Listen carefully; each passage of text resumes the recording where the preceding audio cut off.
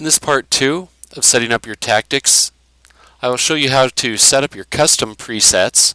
You have 1, 2, and 3, and how to set up your tactics skill bar to make it most effective, whether you're a healer or just full out attacks.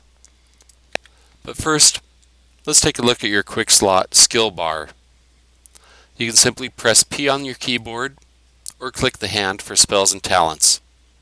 And in here, of course, is a list of all the spells and talents that are unlocked that you can use.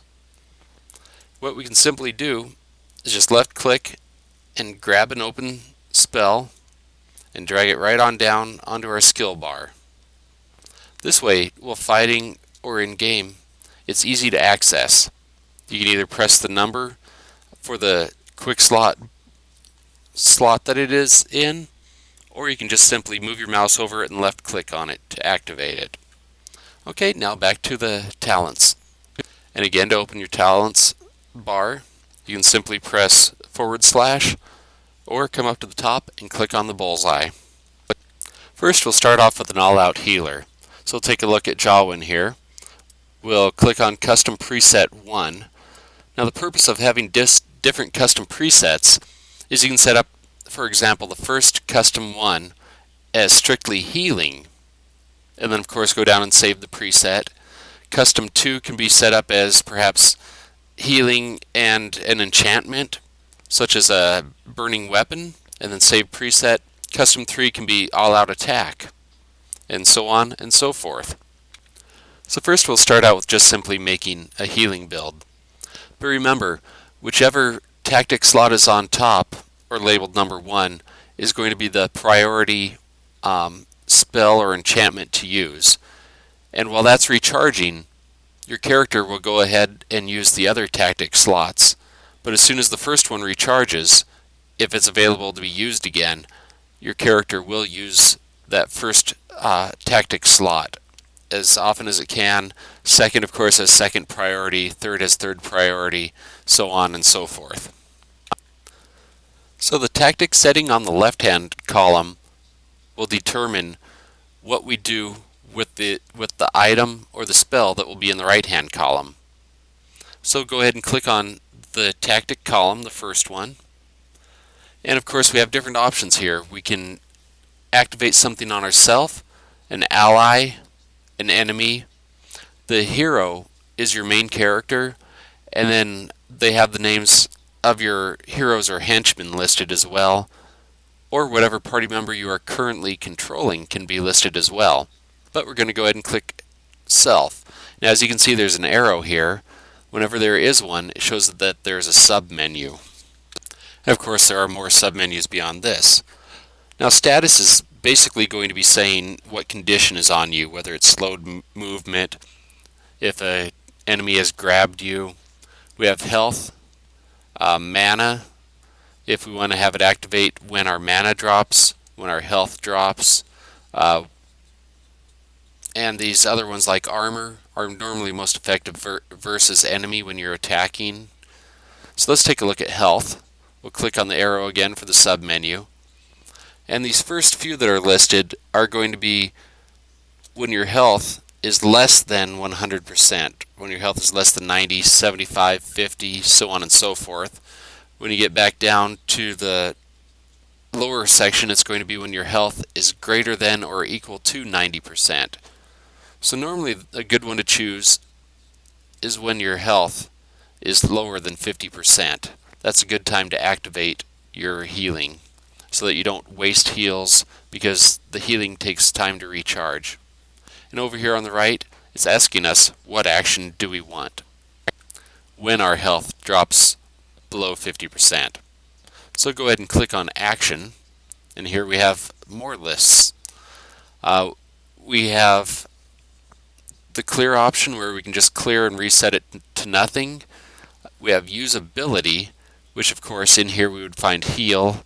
We also have different attacks, weaknesses that we can cause, active modes, which would be something like what you'd consider an enchantment, such as flaming weapons.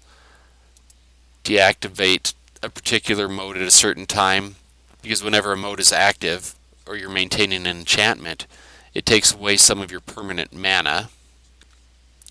You can also tell your character at this point to use a particular item that you have in inventory. Or you can tell it to jump to your custom tactic slots of 2 or 3 at this point, which we're not even going to get into. Or another useful thing we can choose is use the health poultice, which is most powerful, least powerful, the lyrium potion, which restores your mana, most powerful, least powerful. If your character is ranged, you can tell him to switch to melee weapons. But for our purposes here, we're going to be getting into usability, and we're just going to simply choose heal. Now, just from watching the first example, you can pretty easily set up a way to heal your allies, just as they have in the health preset. Ally health below 50%. You normally don't want to choose any because then they might use it too soon or too late. But let's go ahead and set up an attack. Now let's go ahead and choose enemy. Hit the sub menu. And what I'm going to do now is I'm going to be using an area of effect spell. So let's go ahead, and the different things we can look at is we can look at attack an enemy with low health, low armor if they have a buff or an enchantment on them. Down here is armor type, the rank, which is boss, elite, if it's an animal, if it's ranged, if it's melee. But we're going to go ahead and choose clustered. And since this is an AoE, we're going to do clustered with at least 2 allies. So that'll mean if it's a party of 3, then your hero will cast this spell on them. And of course it turned red, indicating that it's going to be versus enemy. And then come over and click on the action button. And we can go down to usability, which is our spells, and we click on Flame Blast. Now the reason that I'm having this set to where it only attacks when there are 2 or more enemy present is because this takes so much mana. You don't just want to sit there and overspam it on, say, one creature trying to kill it. This way you'll utilize your mana the best way you can. Now we'll set up an enchantment. We'll use flaming weapons, and this will enchant the weapons of your allies so that they can do fire damage. So we can go to Ally and Any. This way we can enchant all of the weapons that our parties have. If you just want to choose, say, your warrior with a sword and shield to be enchanted, you can also do that just by clicking on their name instead of using Any.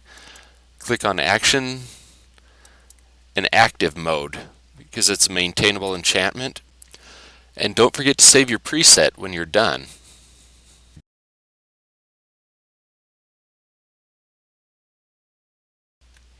Now to disable one of these tactic slots, you simply press on this white plus sign that looks like a star, and it disables.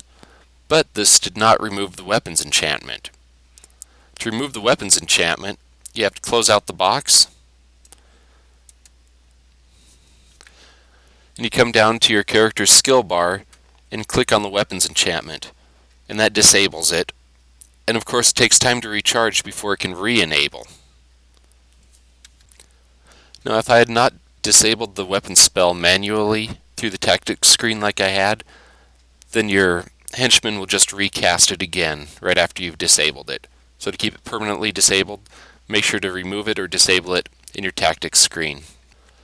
I'm certainly no expert in the tactics menu, but I'm just sharing my limited knowledge with you in hopes that it can help you.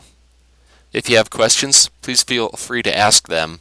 If I don't know the answer, perhaps someone else out there will, and will post a reply. And please be sure to rate and comment on this video. Thank you.